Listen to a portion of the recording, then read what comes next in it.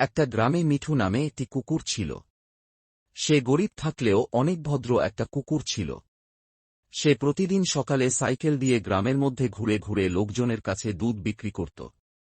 অন্যদিকে 4টি শহুরে বিড়াল ছিল। তারা ছিল অনেক অহংকারী এবং নির্দয়। হঠাৎ তারা তাদের গাড়ি নিয়ে একদিন এই গ্রামের রাস্তা দিয়ে যাচ্ছিল। মিঠু তাদের সামনেই সাইকেল নিয়ে গ্রামে দুধ বিক্রি করতে যাচ্ছিল। তখন বিড়ালগুলো ইচ্ছাকৃতভাবে মিঠুর সাইকেলের মধ্যে ধাক্কা দেয় এবং সেজন্য মিঠু মাটিতে পড়ে যায়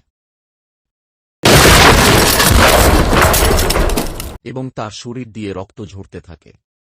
সেই নির্দয় এবং অহংকারী বিড়ালগুলোর মধ্যে তবুও একটু দয়া হয়নি। তারা নিজেদের ভুল স্বীকার করার পরিবর্তে হাসছিল।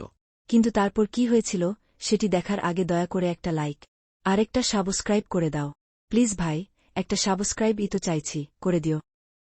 কিন্তু হঠাৎ সে রাস্তা দিয়ে পুলিশ যাচ্ছিল, আর পুলিশ এই কাহিনী দেখে ফেলে।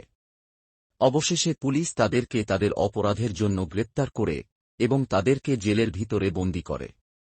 মিঠু হাসপাতালে শুয়ে শুয়ে অনেক কান্না করতে থাকে তার অসুস্থতার জন্য।